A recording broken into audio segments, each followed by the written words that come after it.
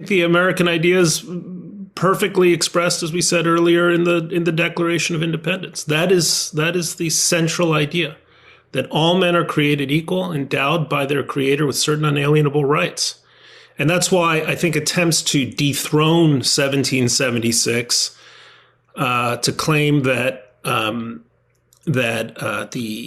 authors of the Declaration of Independence were nothing but white supremacists and hypocrites, is to do not only an injustice to them, but it's to seriously misunderstand what this is all about. Our founders created a system that had the genius of allowing posterity to transcend the flaws of the people who made the system.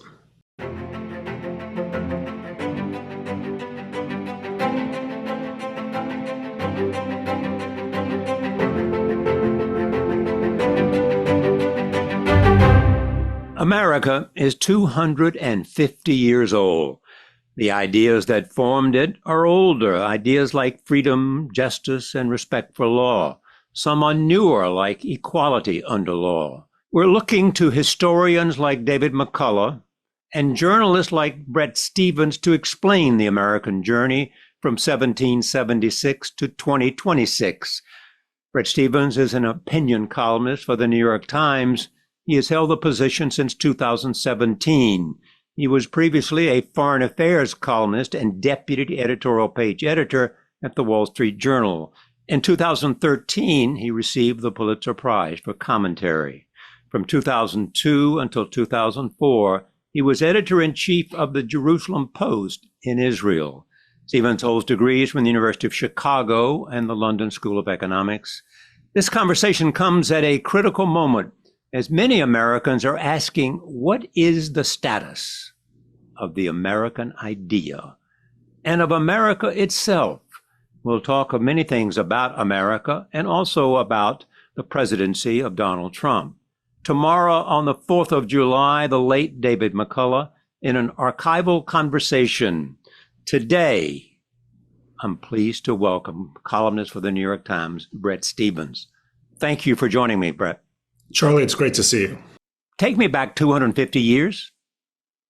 Was it simply a group of very smart, I think maybe 56 men who pledged their lives and their fortunes and their sacred honor to the idea of freedom? What was going on at that time? Well, they were, I think, the pure product. I don't want to say pure. They intellectually the pure product of the Enlightenment. We know that individually, as men, they were hypocritical. Many of them slaveholders who professed to hold the cause of liberty dear, but they believed that a set of ideas that had developed principally in Europe and in the United Kingdom could form the basis of a more independent, self-governing republic.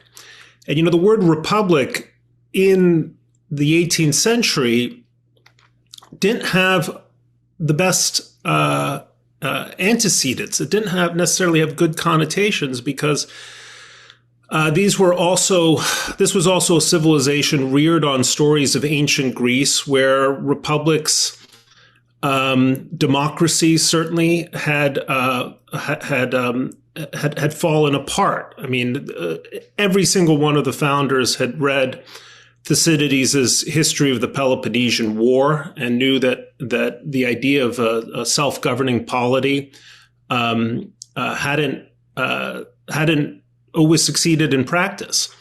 But they were convinced that this was something that could be done. And so they started a political experiment on the basis of a set of ideas and ideals that transcended claims of nationhood, claims of tribe, claims of lineage, and that offered itself not only for 13 mostly self-governing colonies, but for all mankind, or all humanity, to bring that word up to date.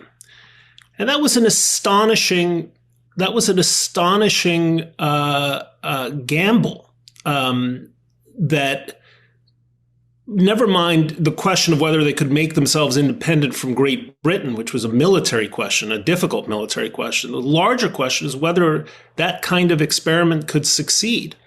And nothing in history demonstrated that it could. So the fact that they took this extravagant gamble, not only politically, not only militarily, but philosophically, ought to make us think about 1776 as the miracle year in human civilization. And I think 250 years on, we can say it really was. And if they could see us today, what would they think? I think they would be, leaving aside, obviously, the great technological transformations that would leave their jaws on the floor. I think by and large, they would think the experiment has been a great success. Bret, in a recent column, you quoted from a speech by George Learned Hand. Yes, an unusual name. Indeed, but if you went to law school, a name that you respected greatly, and many people thought should have been on the Supreme Court. He talked about the spirit of liberty. What did you want me and other readers to take away? You know, that in 1944, on the eve of D-Day, he delivered a speech,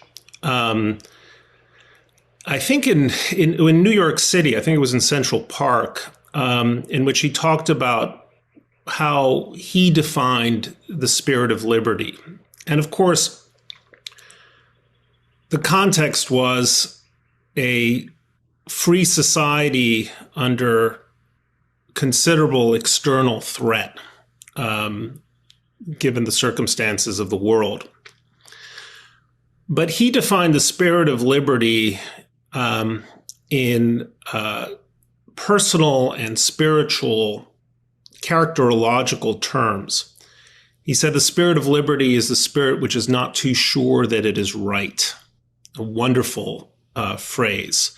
A spirit of open-mindedness, of balancing one's own interests against the interests of others. A spirit of fairness and restraint and humility and curiosity. And what he was getting at was that when we speak about freedom, we're not just speaking about the terms of a constitution, the terms of the law. We are speaking about the habits of a free mind and what it takes for citizens who think of themselves as free to inhabit a society in which not only their own rights are respected, but in which the rights of everyone is respected. And I had the thought, I'd always admired the speech. The speech is maybe 600 words, not even, but I'd always had the thought that it would be interesting to update that speech for the 21st century. So the occasion of the 250th gave me, as a columnist, a pretty good excuse to do it and ask what the spirit of liberty would be today. If Learned Hand could come out 82 years into the future, what might he say? And that was the column. If somebody comes up to you, I'm now going back to 1776, and said to you, "Tell me, Mr. Stephens, what is the American idea?" The American idea?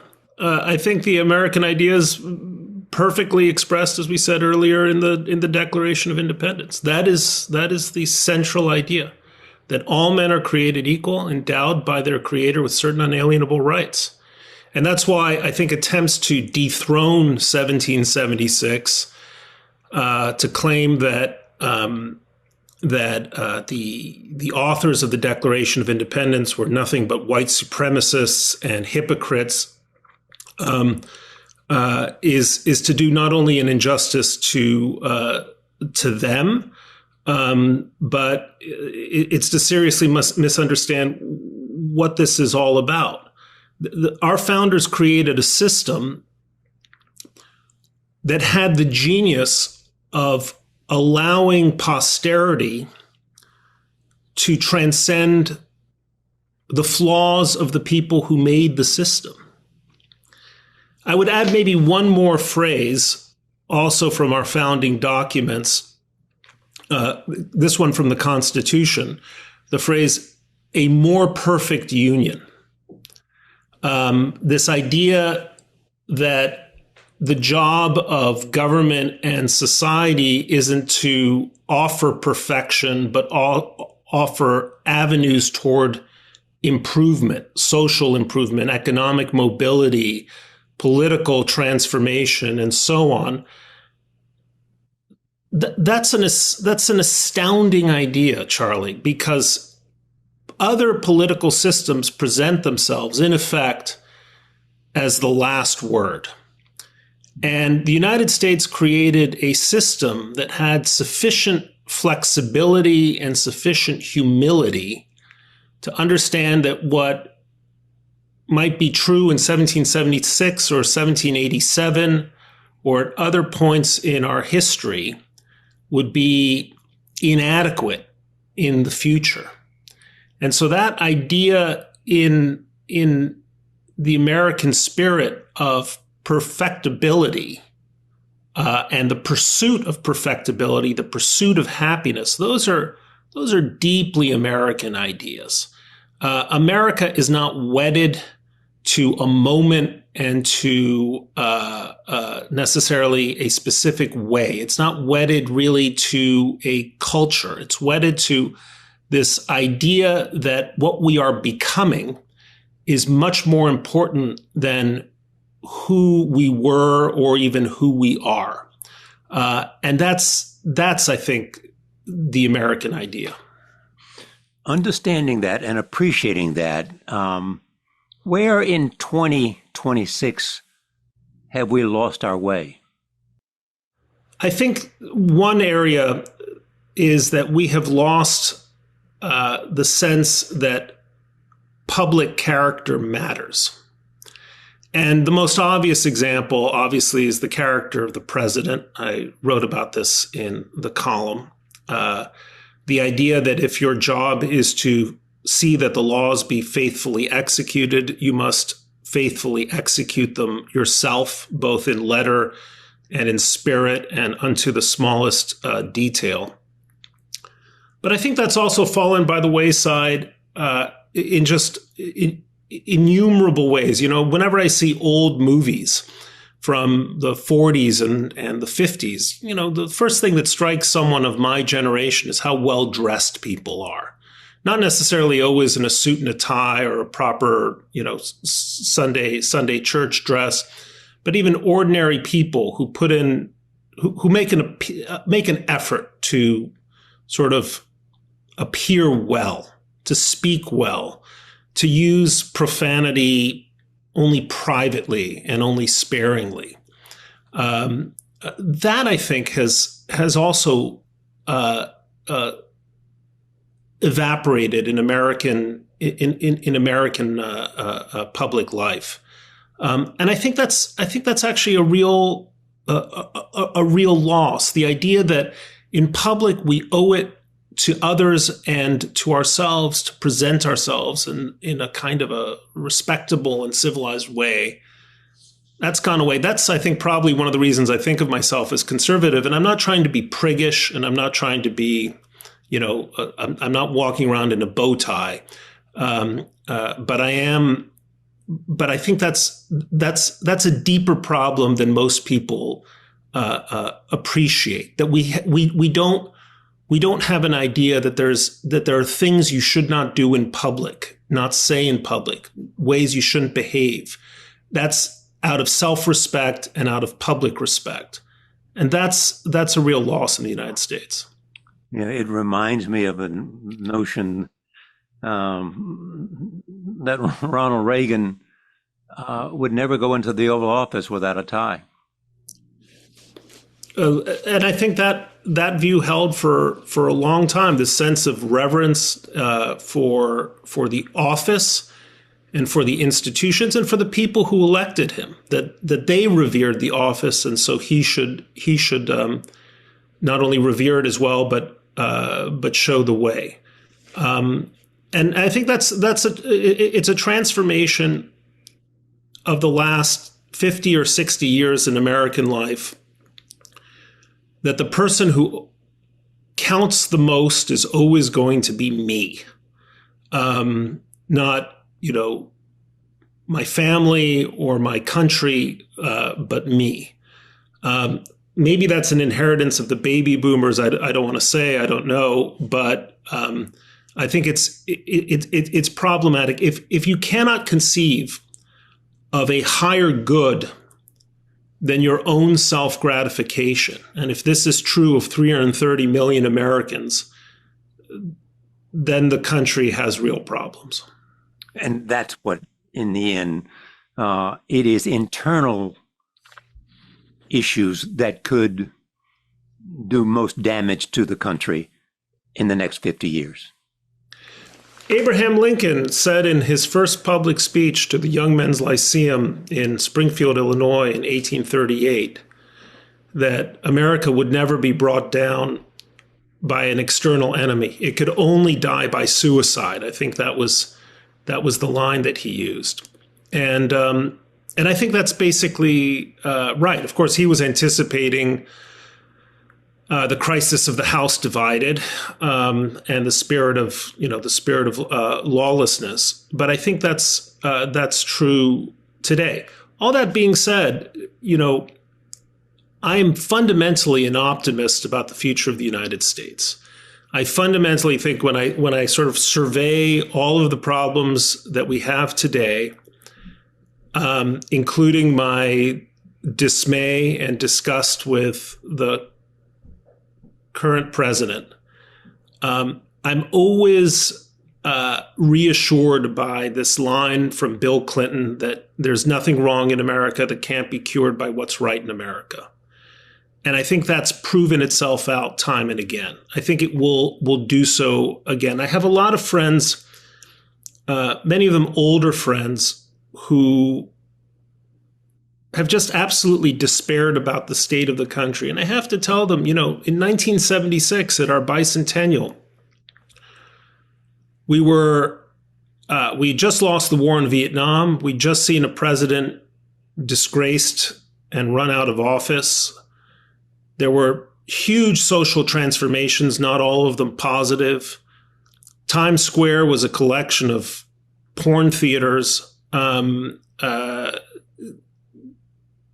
There was a lot that was wrong with this country, and we managed to surmount it in part because Americans, in ways that were not visible to the public eye, not in the news, were dreaming up a whole new America. 1976 was the dawn of Microsoft and Apple and Oracle and the whole digital transformation of the American economy. Totally unseen back then. And so something unseen is happening now. I don't know what it is. Something unseen is happening now that when we turn 300 in 2076, people will say, well, that was really the main event back then. It wasn't this business about, Trump enriching himself or a war with Iran. It will be something that you and I have barely heard about. So is it likely or not likely to be artificial intelligence? Well, that is what everyone talks about. So my instinct is to say that artificial intelligence will be perhaps less than meets the eye. Because everyone expects so much from it. Well, exactly. I mean, it's worth thinking about how the past used to imagine the future. When did 2001: A Space Odyssey come out? In 1969 or so, around the time that we landed on the moon. People seriously expected we would all be hanging out in space hotels and going out to planets around Saturn or Jupiter, and that would be the future. And the future didn't turn out to be the vastness of space. The future turned out to be measured in nanometers as chips became ever smaller and more efficient. So precisely because there's so much hype around AI, I tend to think that it will be somewhat less than meets the eye. That the transformations that it will bring about will be dramatic, but they won't be dramatic in the way that we expect them to be. I mean, just to take one example, certainly in the generation of my children who are entering adulthood, they all think they're soon going to be out of a job. I don't think so at all. I think they're going to be in different kinds of jobs than the ones I knew when I was coming into the workforce. But every dramatic technological transformation tends to be job producing or on net job producing rather than job destroying. I think there will be revolutions in health thanks to AI, which will bring about increases in longevity, and we will be rethinking how we live our lives when the typical child can expect a lifespan of not 70 or 80 years, but 100 years or maybe 110 years. We'll be regenerating tissue and lots of other things. And exactly, but what will that mean as we plan our lives? I mean, surely it may mean that people in my age category in their 50s are going to start thinking, you devote the first 30 years of your adult life to one career, and then you retrain and devote the next 30 years to another career. I mean, it's very hard to game out how this works, but something dramatic will change. I just don't think it will be what conventional wisdom today tells us it will be. There are two other aspects of this. One is our own self-confidence. Yeah. And the other is how others view us around the world. Are both of those changing? Well, I cannot remember a time when intelligent people around the world didn't loathe America. Loathe? Loathe, as in hate, despise. Because of the present administration? Or beyond the present administration, something that is intrinsic there has to always Republicans been and Democrats? There has always been, particularly among the educated classes, a marked disdain for the United States. That goes back, I mean, certainly to the turn of the century. It goes back to the 1970s. It goes back to the days of Dickens's visit to the United States in the 1870s, because we're loud, crass, boisterous, abrasive, and not norms respecting. Americans aren't civilized people to a large extent. That has always been true, by the way. So I think we may be in a more unusual dip because of this administration, but it's part of a larger pattern. And the same goes, by the way, for our self-confidence. Tremendous doubts about the United States at our bicentennial and other periods of my conscious memory. I remember one of the first serious books I ever read was from a really wonderfully thoughtful Yale historian, Paul Kennedy, The Rise of... Sure. I read the same book, probably. Well, it was a sensation. It was an academic who wrote a best-selling book about how Japan and Germany were the countries of the future, and the United States was a country that was kind of sliding into second or third place. And to add to the drama of the book, these were two nations we had defeated in war, exactly, and helped get on their feet, and now they, according to Paul Kennedy, were coming back to best us. That's right. I think the ultimate test, Charlie, is whether people on the poor end of life still want to come to America. Are we a pole of attraction for people who have very little except their dreams, or are we a pole of repulsion? I would say we're still today, for everything that worries me or disheartens me or disgusts me, I think we're still a pole of attraction, or we will be quite soon. And why is that? Is it simply because the idea, the American idea, that you can make your way? The American idea that there is a connection between hard work and self-improvement. Exactly. And that is not an idea that is available in most places of the world today. That is, or not as available, certainly to the extent that it is available here. And again, I'm saying this as someone who scorns this administration, is appalled by the tactics of ICE, worries a great deal about what's going on in the world. But that fundamental truth that people still want to come to this country and think that they can succeed and offer their children a better life than the life they've had for themselves, I think that's quite powerful. Why is it so difficult for us politically to deal with it? Look, Americans are pessimistic by nature. It's one of the paradoxes of American life, which is to say that open societies are constantly fixating on what ails them. Just the nature of things. I think I've said this perhaps to you before. There's never been a headline in the New York Times, banner headline, that says things today modestly better than they were yesterday. Yes. Yeah. Just doesn't happen. And it shouldn't happen, because what we owe ourselves is self-scrutiny, lacerating self-scrutiny. And we provide it every single day in scores of articles. We owe ourselves to make power accountable.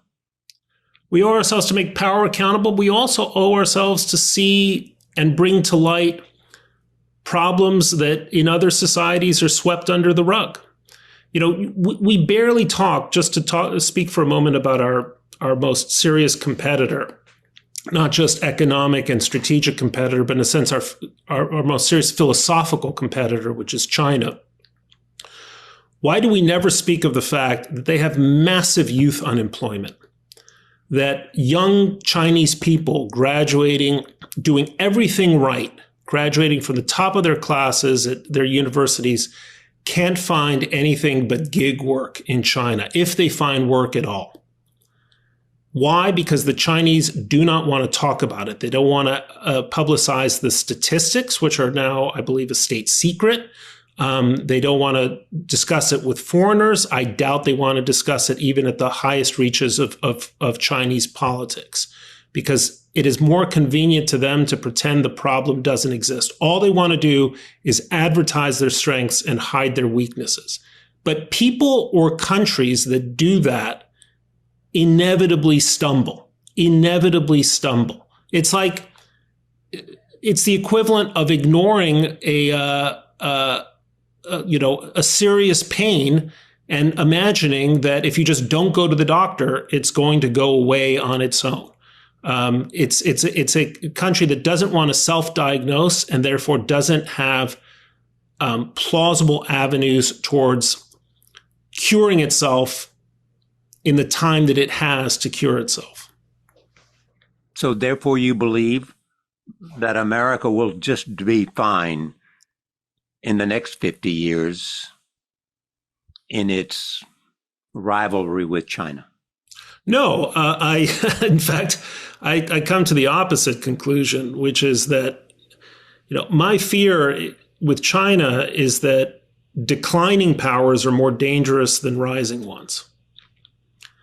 Rising powers can bide their time. Deng Xiaoping in the 1980s used to say, Hong Kong is a problem we can solve in 100 years. He was not only looking at the very long span of Chinese history, but he was speaking with a kind of confidence that history was going China's way, and that eventually the Hong Kong issue, or perhaps the Taiwan issue, would solve itself. I think Xi Jinping, in the back of his mind, knows that time is not unlimited for China, not unlimited because of their mounting demographic crises, because of their deep economic imbalances, and because unfree societies especially unfree societies that aren't offering prosperity or meeting the expectations of their public, are at risk of collapse. And so he may try to seek through conquest what he can't achieve peacefully. And that's why I worry in the short term about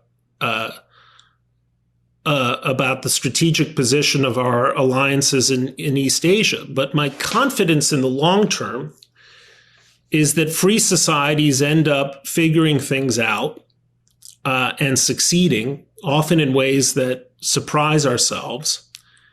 And unfree societies collapse upon their own contradictions. But the idea was always, or has always been, because of the restrictions on free speech and free association and freedom, period, China will never be able to overcome the United States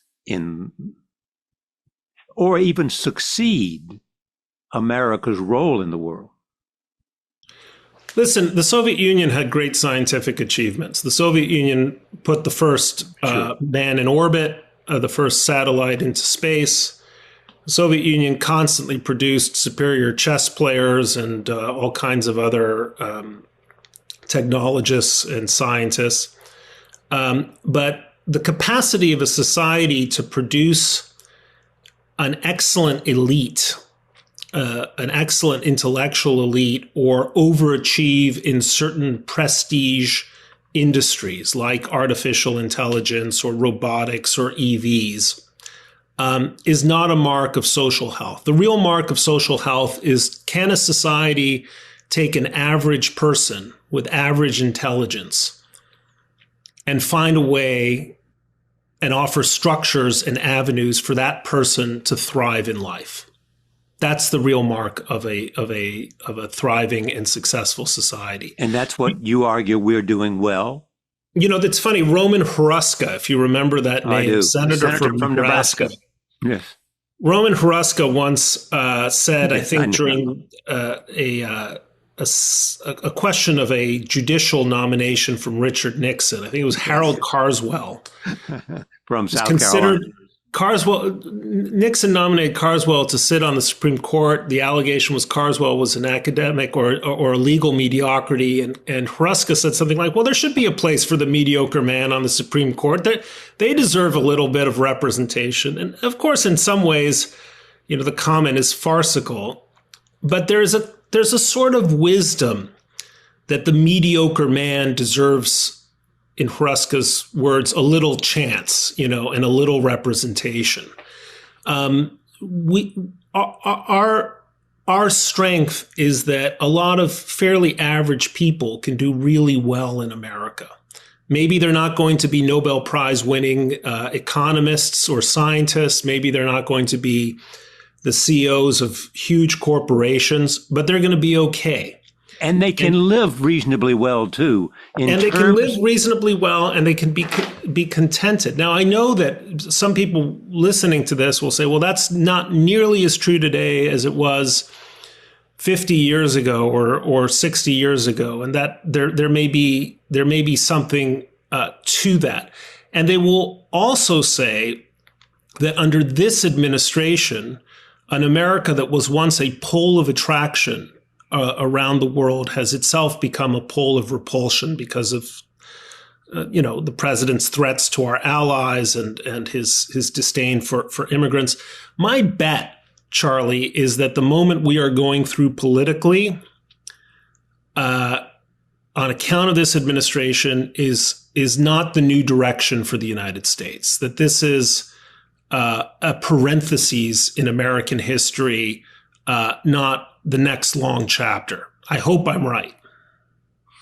And do you believe that what's happening within the Democratic Party in terms of the rise of democratic socialist is an indication of what? Well, it's an indication that of a few things.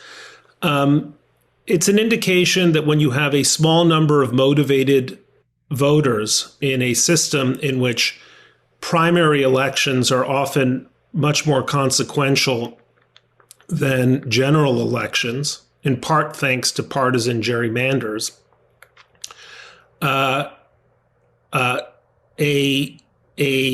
ideologically motivated minority of voters can elect fringe candidates, or candidates who, to the mass of American voters, appear to be fringe figures. I also think that the Democratic Party... But Colorado is not New York City. Colorado's not New York City. Sure. Well, I mean, parts of Colorado are New York City. You'd be surprised. Salt Lake City, the heart of Utah, I don't think has had a Republican representative, at least at the state level, for years, if not decades. There are always these deep blue, these deep blue islands in red states, just as deep red islands in blue states. So I don't think that's. I'm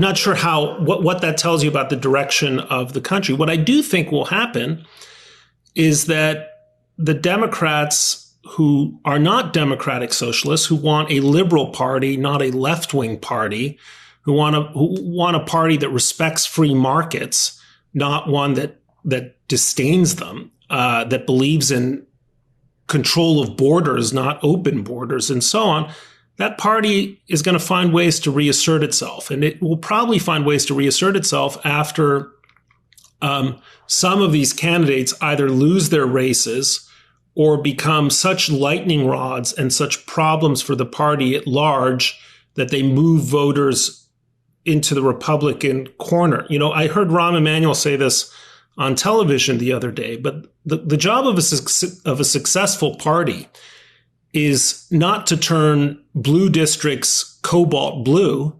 It's to turn red districts purple and then light blue. And that's how the party's going to find its center, I think. And that's what Bill Clinton did, among others. And I assume Barack Obama.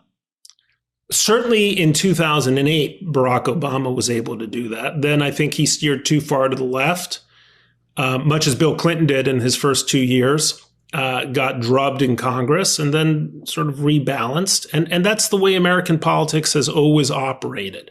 So I guess what I'm trying to say, Charlie, is I think it's important for anyone listening to this conversation to take a somewhat longer view. And America at the 250th kind of invites us to take that longer view. I mean, if it's always a temptation to say, oh, things were really great back when, and things were great. We say that because we came through that period, right? We somehow survived it. It didn't turn out to be the end of human civilization or the end of American democracy.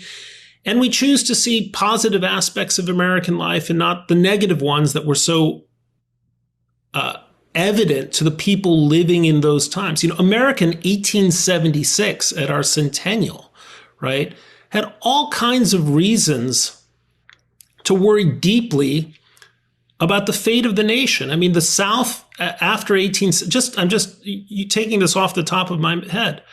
1876, we end up with a stolen election, basically.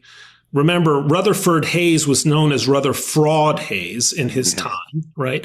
A stolen election, which only ends up going to Hayes because the country decided to effectively end Union control of the South. It was the beginning of that 1876 was effectively the beginning of the resegregation of the South.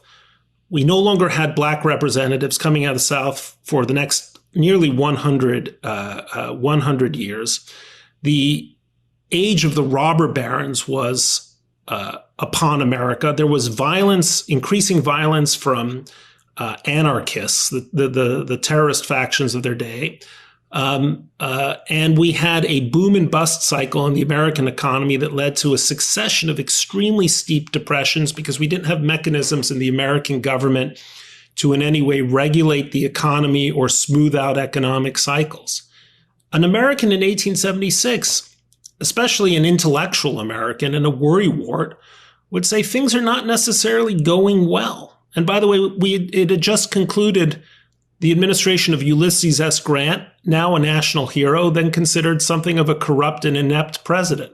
So all I'm saying is, again, let's maintain a sense of historical perspective on our 250th, because if we do, we will feel somewhat better about the present than we might by just reading the headlines. Are there exceptions to what you just said? Sure. Every now and then, our mistakes are catastrophic. I think in the 1930s, we made a series of catastrophic mistakes with respect to our attitude, our posture towards military rearmament, towards the rise of fascism in Europe and Asia. Congress passed a set of neutrality laws. There was a powerful anti-interventionist current. And we wound up in the worst war of the 20th century. Franklin Roosevelt once asked Winston Churchill, what should we call this war? Before it was called World War II. He said, what should we call this war? And Churchill said, we should call it the unnecessary war, because there had never been a war that would have been easier to avoid than the war that befell us and befell the world in 1939 or 1941. How would they have avoided the war? Understanding Hitler's, understanding Hitler.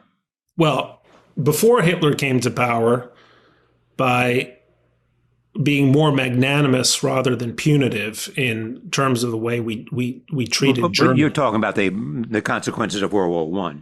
World War I. But look, early on, the United States chose I'm talking about the period from 1919 and our failure to join the League of Nations all the way to 1941 and Pearl Harbor. The United States decided to retreat from world affairs by and large, to become a hemispheric power rather than a global power, which is what it seemed to be on the cusp of becoming with the First World War. That was a catastrophic error.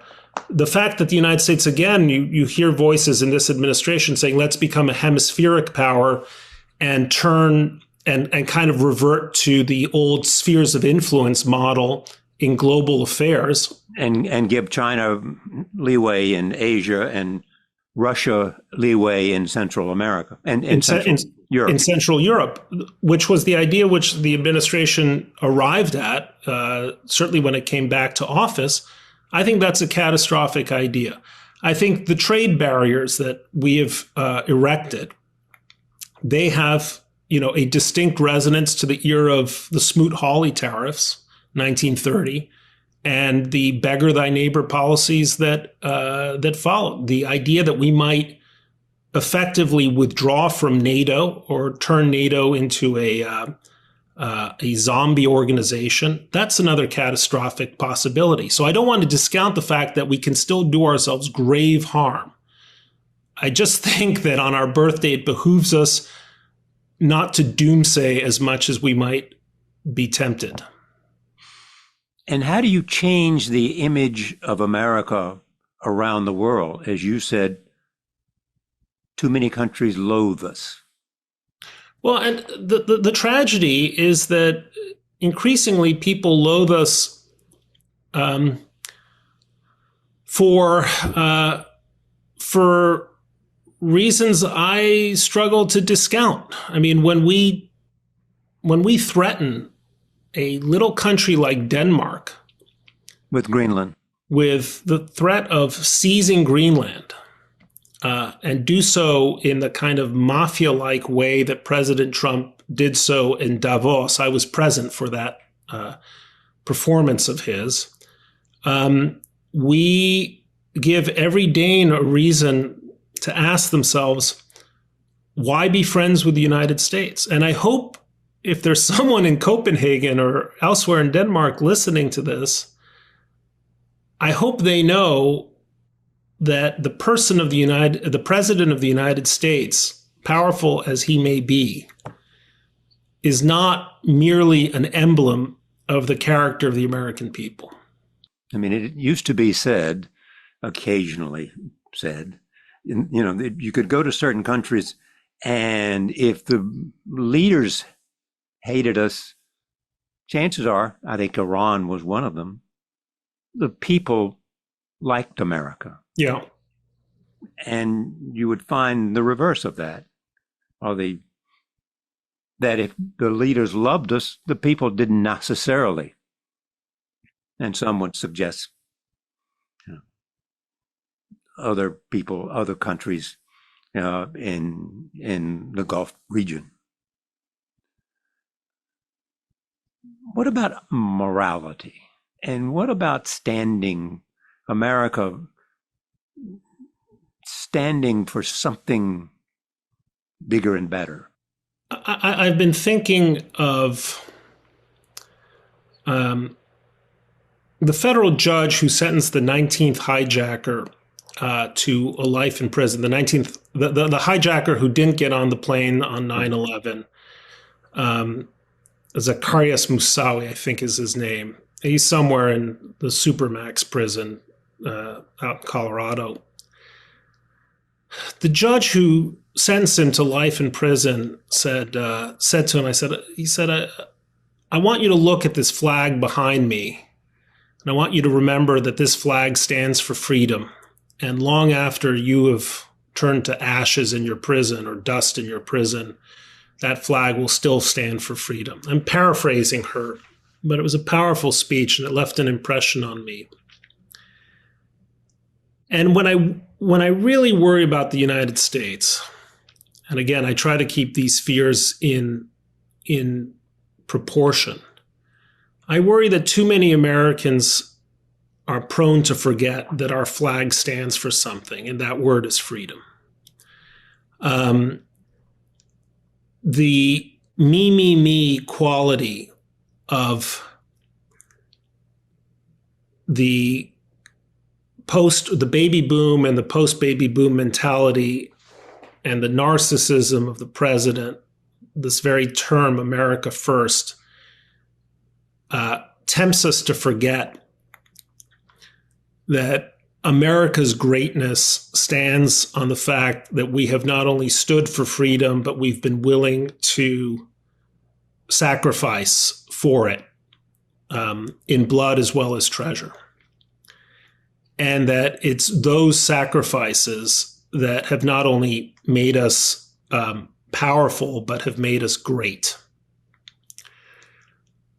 And the sense that we are moving away from that standard, from that idea that that flag stands for freedom, which is an abstract principle. Freedom, not place. Freedom, not soil. Freedom, not lineage. Freedom, not race. That we are in any way departing from that standard. That's my deep fear. And I think when this president or his vice president casts that commitment into question in both word and deed. And talk about blood and soil. Talk about blood and soil. J.D. Vance's speech at the Republican National Convention, dilating on where his ancestors are buried in eastern Kentucky, as if that matters more than the aspirations of Americans, including the aspirations of his wife's parents to come and make a better life for themselves in the United States as opposed to India. That we might be tempted by that. That's the immorality that worries me the most, because the American moral, our foundation as a country, to sort of come back to where we began this conversation, is that we are more than just a place. We are a nation founded on an ideal. And we are a nation founded on the sense that where we are going matters more than where we came from. That our identity is always going to be future directed. That's the powerful idea that brings people to this country. That's the powerful idea that turned us from a colony of 2.5 million people into a continental power of 340 million people.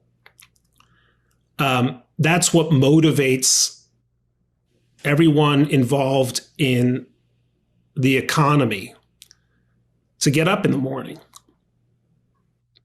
And moving away from that is the great threat to America's future. And that's separate from the idea of sort of, as many people bemoan, sort of the end of the liberal democracy and respect for the rule of law and other qualities that some see happening today. Well, no, they're unfortunately connected. What we're seeing today is disrespect for the rule of law. The idea that the president and his family have massively enriched themselves in the last year and a half or so since returning to office. What would have prevented that from happening? Well, what would have prevented it is him never getting elected in the first place. That's what would have prevented it. And then a Republican Party that looked on this with the disgust and contempt it deserved. I mean, it's a difficult question. I don't want to allege illegality on the part of the president, because I don't know well enough to say that what they did in terms of setting up their crypto exchanges was within the letter of the law. It was certainly a violation of the spirit of the law and the entire ethic of American governance, which is that public service is not an avenue for private enrichment. I grew up in Mexico City, where public service was typically an avenue for private enrichment. And that's what made Mexico an unfree, corrupt, and what we used to call third world country. And the fact that we aren't, or only a portion of Americans are kind of looking on this development and not worried about where it leads in its second and third iterations, past Trump, past future administrations, that's a problem. We have to regain a sense of broad civic knowledge about the characterological attributes that make for a healthy and thriving democratic society. And So the answer to your question goes beyond, was there a law that could have prevented it? Maybe there is a law that should prevent it. Maybe there's a law that ought to be on the books that should say that should spell out in very clear ways what a president cannot do in office when it comes to his own finances. But beyond these legal questions, I think there's a broad civic question, which is that do Americans understand instinctively and intellectually what it takes for a free society to thrive? What is the spirit? That is the question. Yeah. Do Americans, this great country celebrates its 250th birthday, does it understand, as you just phrased it, what it takes to survive and grow? Well, that's the question. You are pushing me, Charlie, into my worry box.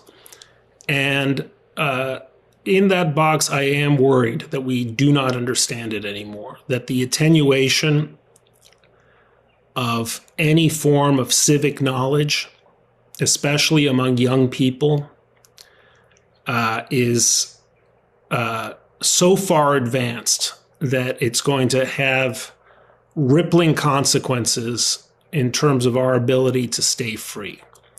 On the other hand, and again, maybe this is Pollyanna-ish of me, I'd like to think that because we're having this conversation publicly, we're not the only ones having this conversation publicly. And because when I talk to thoughtful members of the House and Senate and governors, they are beginning to see that the failure of public schools and other institutions to tell Americans what America is and is supposed to be about, and to have at least a baseline story that is the same whether you're Republican or Democrat or independent, that's a serious threat to our national well-being, and we need to do something about it. And there have been examples in the past when we have confronted similar challenges. In 1944, I think 44, the New York Times won a public service Pulitzer for a series of stories on the embarrassing lack, the shameful lack of civic knowledge among American public school students. That was 1944, the same year that Learned Hand delivered his Spirit of Liberty address. So we have managed, we have fallen into these same ruts, and we have managed to get out of them in our past. And I think we should. And actually, one, in an interesting way, both then and now, they use the same indicia, how we're doing on test scores. Yep. And I'm not just talking about test scores, whether Johnny can read and Johnny can add. I want Johnny to know who Thomas Jefferson was, and why we revered George Washington, why we think of him as the father of our country, and what was it about him that commended him to us. Because a historically literate student would know that the most important thing about George Washington wasn't that he was our first president. It's that he left office voluntarily. He did not want to be king. He did not want to be king. And that is what, in the estimation of George III and others, he didn't want to be king, he didn't want to be general for life. That is what commended him as the greatest man of his age. Yet at the same time, he had flaws and faults because he had slaves. He had slaves. He was a creature of his time. And we have flaws and faults. And the people who now disdain the founders are almost certainly doing things in their own lives that future generations will look upon as barbaric, and rightly so. meat eating, just to take one example. And the important thing about Washington was not that he was flawless, because he wasn't, and Washington knew very well that he wasn't. Nor was Jefferson, nor was so many others. Jefferson used to say that he trembled thinking about the judgment of God, about his own behavior. The important thing is they created a system which allowed us to build on their genius and transcend their flaws. And that's what we should be talking about at this moment. Certainly when we look back to the founding, to understand its uniqueness, its greatness. Which is where we started this conversation. It's to understand that it was founded in a spirit of amazing, heroic, almost preposterous confidence. And at the same time, in a philosophical spirit of inquiry and humility. Yet at the same time, at that moment in the country, I think I'm right on this, only 35% of the people supported a revolutionary act. That's why we're so grateful for Canada for taking on all the Tories up to Toronto and Montreal and wherever they went to, and we should be much nicer to the Canadians for providing a siphon for. And speaking of your newspaper, there was a story this week, about one of the founding fathers who was trying to negotiate something less than a revolution. Yes, that's true. That was a fantastic story. One of the things that we forget about when historical events turn out one way or the other is just how contingent they all are.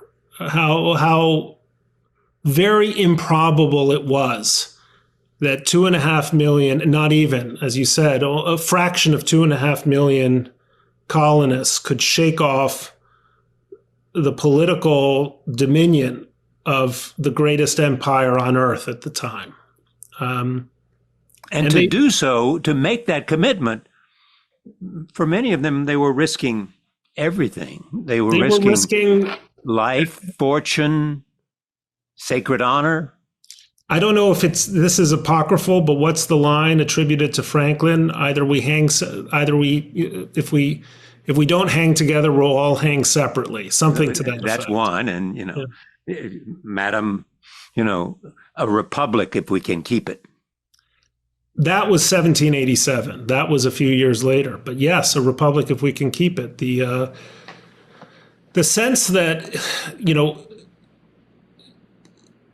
that the founders had a clear sense of the fragility of what they were attempting to construct.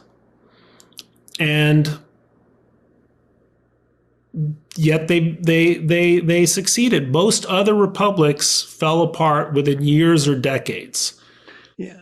Even with Trump, we've never had a coup d'etat in this country. Astounding.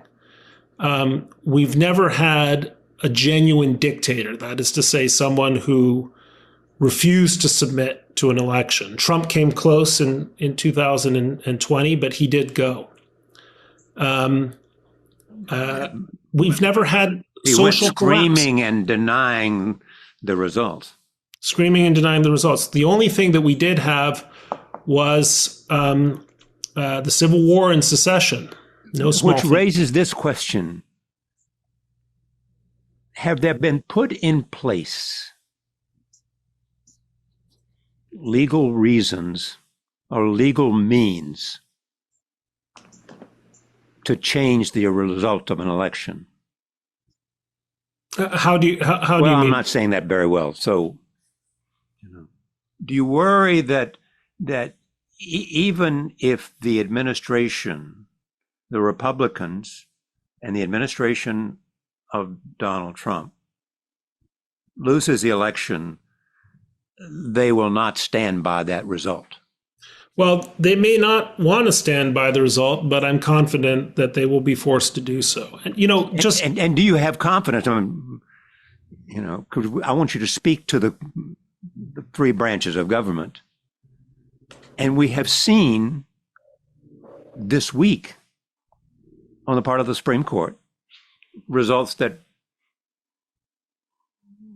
obviously this administration bemoaned. Well, that's one of my sources of hope. People on the left kept insisting this was a MAGA court. Right.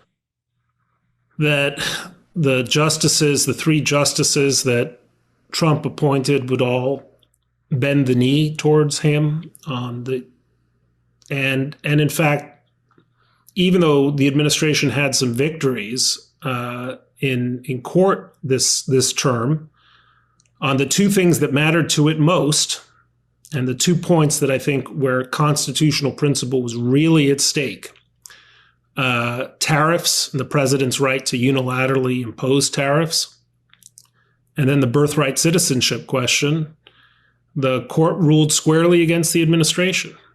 And by the way, we saw that in 2020 when one Republican appointed judge after another turned back spurious administration challenges to the legality of the elections, and that's one of the things that does give me hope, Charlie, which is that even now our institutions are fairly strong. I don't want to say they're as strong as they've ever been, or that they can't be weakened, or that the rise of disreputable politicians and maybe disreputable judges isn't going to put that into question. But right now I feel it's pretty strong. And if the polls are anything to go by, the president is not going to have majorities in Congress a year from now. And that will be a further check on his power. So that gives you some optimism. It gives me optimism that there's still a fair amount of ballast in the ship's keel, and it's not going to tip over. Thank you for joining me. It's always a pleasure, Charlie. You give us much to think about, especially, whether we appreciate this great country. It is a great country. I am grateful that it opened its arms to my ancestors. Because if you appreciate it, you're more likely to fight for it. That's for sure. Have a great 4th. Happy 4th to you and everyone. And if I may say, God bless America. Indeed. Thank you, Bret. Thank you, Charlie.